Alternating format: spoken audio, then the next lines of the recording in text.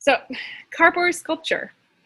Okay, so here are examples of cardboard sculptures. We've got a cat, we've got a telephone, old school telephone, a Nike shoe, and architecture. Okay? So you all get 3 options. Okay, so you get to choose. Okay? I like giving you all choices when I can. Okay, so you are going to choose from one of these 3 categories. Okay? In the end, you're only making one sculpture. Okay? But you get to choose from these 3. Number 1 is architectural structures. So houses, buildings, could be bridges, okay? Anything architectural. You can make a large replica of everyday objects or animals, okay?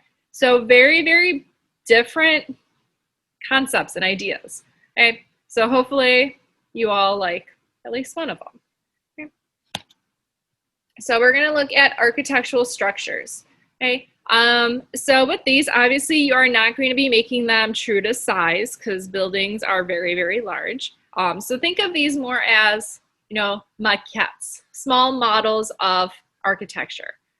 So if you ever go into architecture, okay, engineering, anything like that, you might be making actual models of things, like little mini versions. So this is kind of good practice. Career pathway, okay? So with the architectural structures, okay, you get to design a house, a building, something that's architectural. So these, for the most part, can be very geometric, but there are ways to kind of make it more organic. If you look at architecture across history, there's so much variety. The houses around here are very kind of cookie cuttery. I'm going to thank the 80s and 90s for that. But if you look, further back, we've got mid-century modern houses, very kind of boxy with big windows. Before that, we've got, the Victorian arts and crafts style. So very ornate, lots of little tiny details. As far as, other buildings, you go downtown, got the Sears Tower. I still call it the Sears Tower. Okay. That has its own style. You look at the Hancock building, similar, okay? But if you go to Australia and look at their opera house, okay, totally different, very curvy and wavy. If you ever go to Europe, tons of different types of architecture there. If you go to Dubai, Dubai is kind of like the hot spot of weird, crazy architecture for their skyscrapers. So there's just a lot of variety that you can do with this, okay? So for this, designing architecture and then building it, okay? So really taking into consideration all those little details, doors, windows, okay, a roof, okay, gutters, a chimney, okay? So lots of little things that you can incorporate. If you're doing a house, does it have a porch? Does it have a balcony?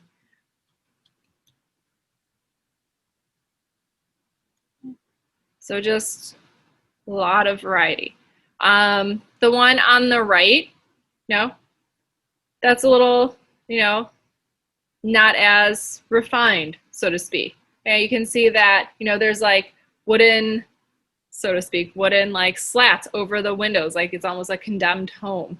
So you can have it be something that's really neat and tidy. It could be something that's, really old or condemned.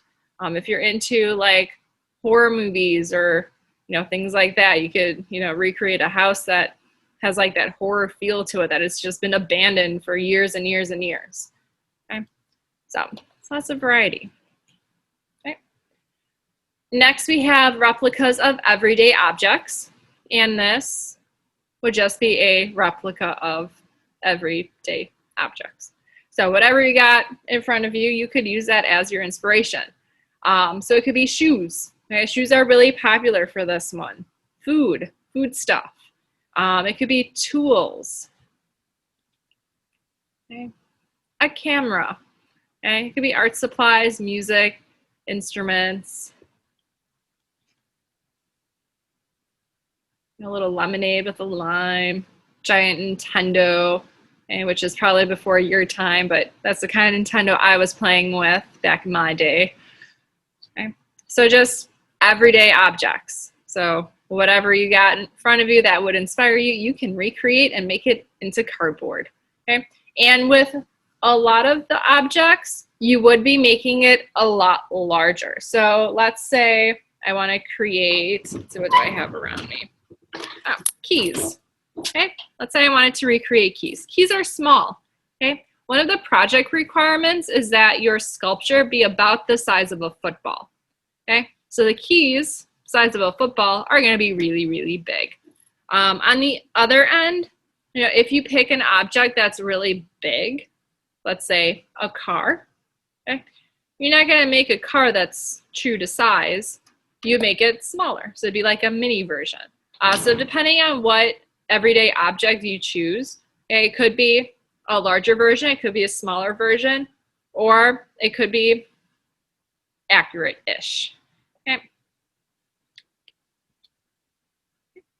And then our last example is animals. And that's our last option, animals. And you could do any animal you want. I will even open it up to imaginary animals. So if you want to do a unicorn, you can do a unicorn. If you want to do a mythical creature, looking at like ancient Greek mythology, you can do that. Okay, but animal. Okay? So you've got, you know, dogs. Okay, you know, two different versions of different types of dogs, different breeds. Got an elephant, a little hedgehog. With the animal, you don't necessarily have to build the whole animal. Okay, so if you want to do just like the head or like shoulders and up, almost like a bust, you can do that. Because you're still going to be within that like football-ish size requirement. So if you really want to look at details of an animal's face, okay, just going with the head part might be a better option than trying to recreate the whole thing and making it small. So we've got a turtle, pangolin, something along those lines. That's that top one. Okay. Penguin, another elephant. Okay. So with all of these, so no matter what option you have, you know, there's going to be a lot of different ways that you'll be able to work with the cardboard. The architecture, you're going to be building it more like you would like a slab box. So you all, if you took Intro to 3D, you made like a slab box or a slab base, and you got walls, a base, a top, and you're kind of building a box. So that kind of leads more into that realm. But the animal and the object, there's some other things you can do. So here we have these two examples that are made in a similar style. So here the cardboard, it's kind of like it's sliced and diced. It's kind of layers versus, you know, this elephant that's on the left, okay, it's more molded into a solid form. So we're going to be talking about, you know, different ways that you can create your sculptures, but just something to keep in mind, there's more than one way to go about this. And it doesn't have to be super duper realistic either, okay? Because depending on, you know, what you do, it might look different.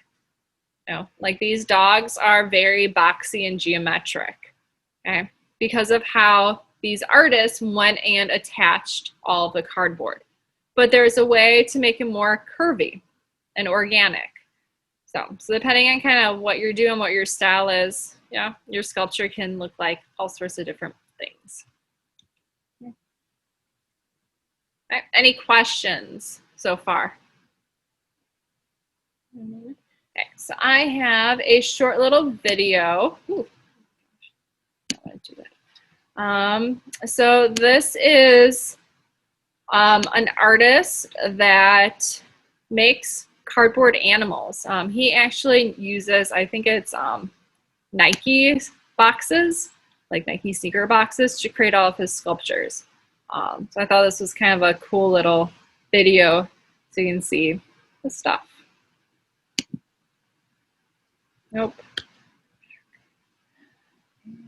Play.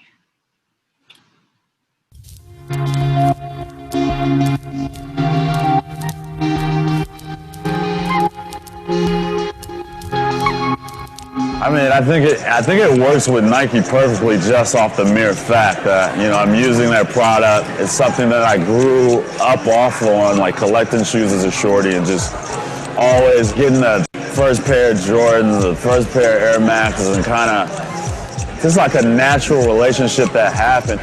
What's good? I'm Christoph Roberts, a multimedia artist from Chicago, living in New York.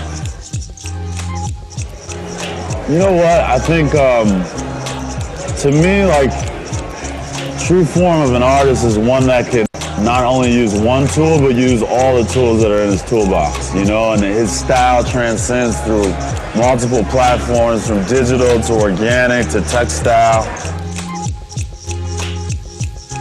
You know, the animals and the beasts are kind of like a metaphor for inner emotion and passion I have.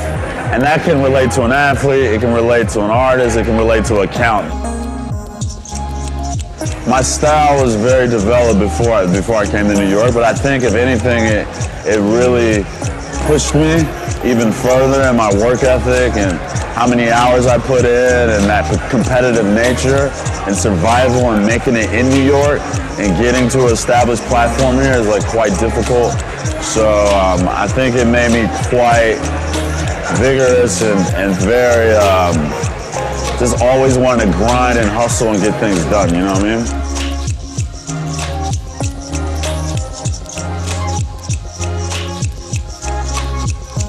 The cool thing is like, Nike as a brand puts so much detail into the actual packaging. Like every package has a story to the actual shoe or what they're releasing. So it's like a no-brainer to just keep working with this material, because I am the first person to take Nike boxes and use them in this form. And so just being in my own lane with something and being unique and innovative is what I'm all about. Like the Da Vinci's and people of that sort always had a team of people that kind of helped push forward their vision. And they were not only artists, they were architects, they were poets, they were painters, they were muralists. The real Renaissance man, the real Renaissance artist is one that can transcend his art and his style through any medium or tool. And that's how that humble, long journey to get to even this spot right here where I'm interviewing with you. And so that inner energy that I have is kind of a symbol of that. So I thought that was just an interesting little video, so you can see something that, you know, is that everyday object of a simple shoebox, and it being turned into, you know, these huge sculptures of animals. Okay. So our materials and tools: cardboard, obviously. So cardboard boxes are really good. Those are going to be nice and stiff. But if you want to work with something that you can curl or bend a little bit easier, fold, things like that, I suggest trying to find thinner boxes. So food boxes are really good, cereal boxes, boxes from, you know, soda, all of that you can definitely utilize. So that is really going to be your main source. So just a little bit about different types of cardboard. So we've got single wall corrugated cardboard. So this is, you know, your typical cardboard box, okay, that you get from like Amazon or when you get stuff in the mail. What's cool about it is that, you know, it's nice and smooth, but on the inside, it has that little zigzag corrugation stuff. So what you can do is you can rip off those top layers that are flat and have that texture, have that corrugation be exposed. So you can really easily use that as textures for your sculptures. So let's say you're doing an animal. We'll go with a poodle because, you know. Okay, so a poodle has kind of that textury fur on it. Okay, so that corrugation would kind of lead well to that. Okay. So then there's thicker kind of cardboard. So if you ever have notepads and stuff laying around, you can use that. You know, cereal boxes, any of that can work really well. You can even go to the post office. So if you go to the United States Post Office, they have kind of those shipping boxes where it's just like one price to ship all the things. And those boxes are free. They're free, okay? I go into the post office and I will take boxes, okay? And then use them for other things. So that's an option too. So if you don't have, you know, any boxes readily available, hit up the post office. Usually there's like a little kiosk thing in their lobby. You can just grab boxes from there. And they come in different sizes. They have like the little mailer envelopes, so that's going to be your thinner cardboard. So yeah, options. Okay.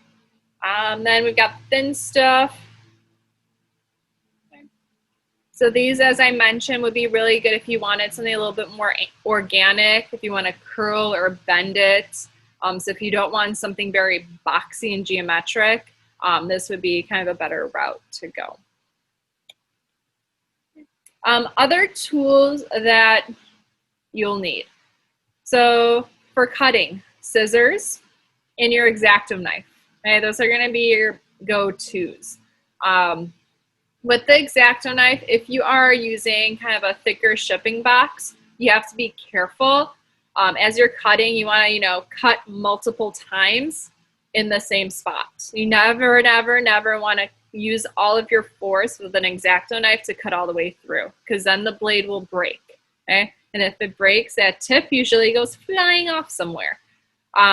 So you want to make sure that you're being super careful.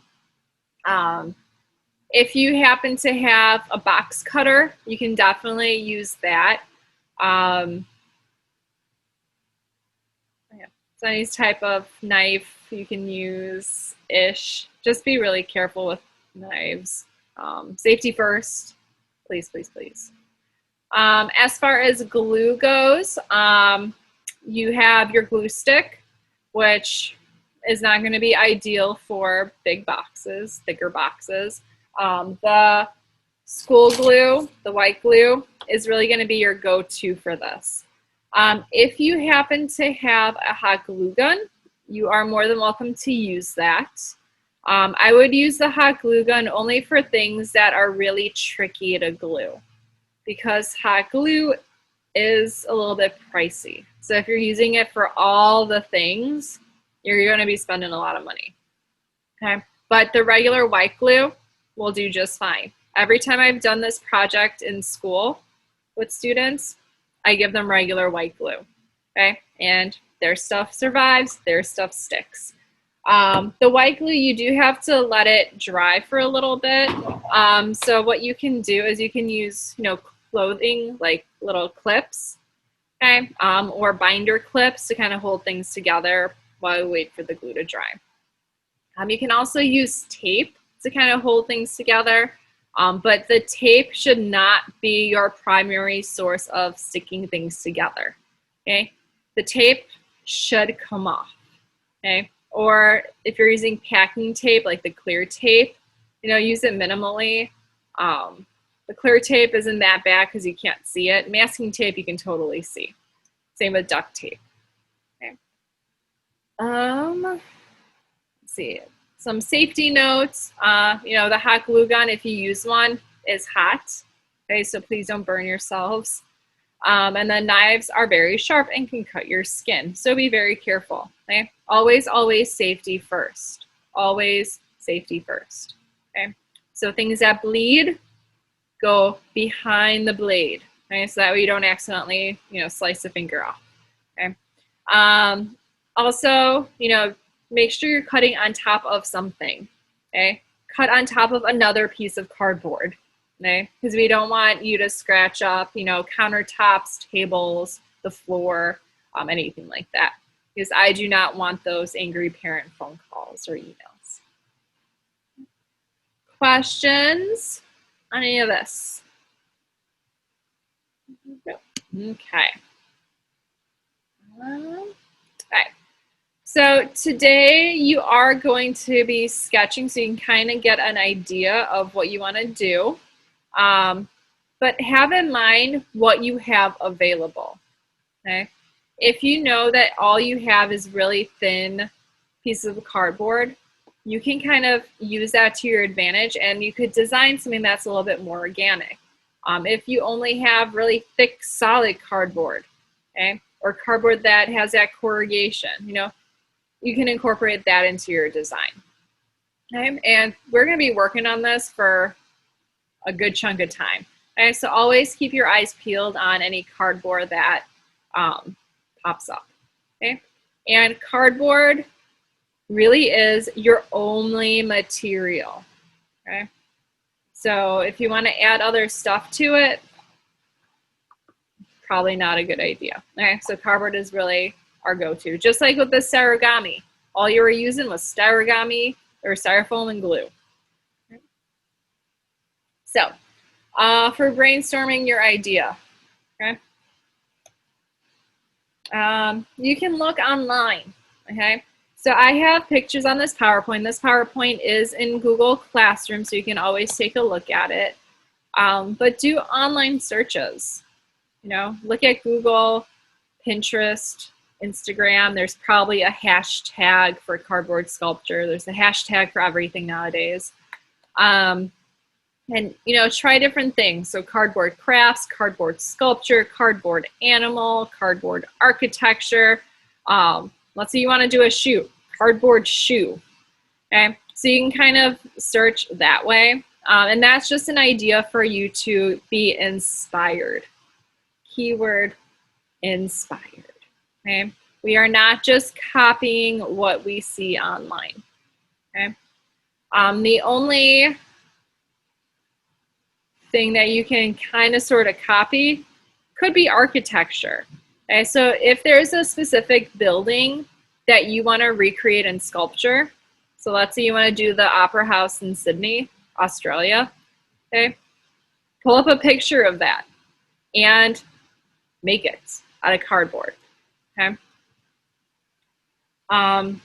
The goal really with online searches is to see how other artists have approached this challenge, and to see how they attach their cardboard, to see how they abstracted the form, and to see different ways of creating the same subject. So if you, want to do a shoe and you look up cardboard shoes, you're going to see a lot of different examples, and each one is a little bit different because they're made by different people.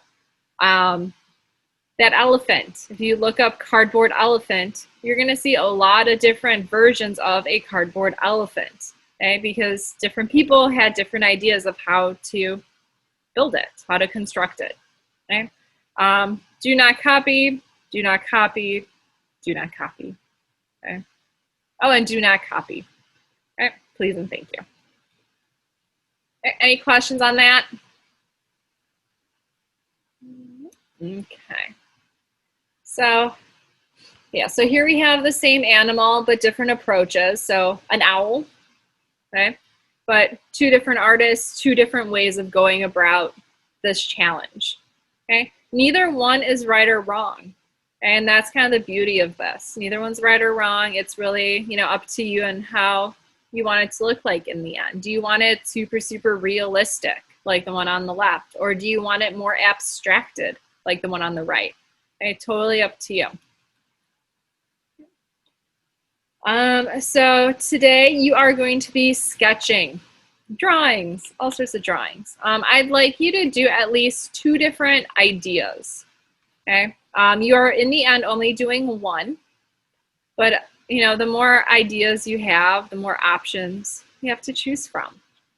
Okay, I do suggest drawing this from different angles, just so you kind of have an idea of what would the top view look like, what would it look like from the side or the front. So that's that's always a good thing to do. If you really, really don't like drawing and you just want to make like a little model out of paper, you can do that. And those are called maquettes. Okay, so just like a little baby version. So those of you that took intro, we made maquettes with the slab project. Okay, we cut stuff out of paper, and then we, use that for our final one. Okay, but this would be kind of a little mini version. Okay, your sketches and or maquette will go into the progress PowerPoint. So you're just gonna upload that in there.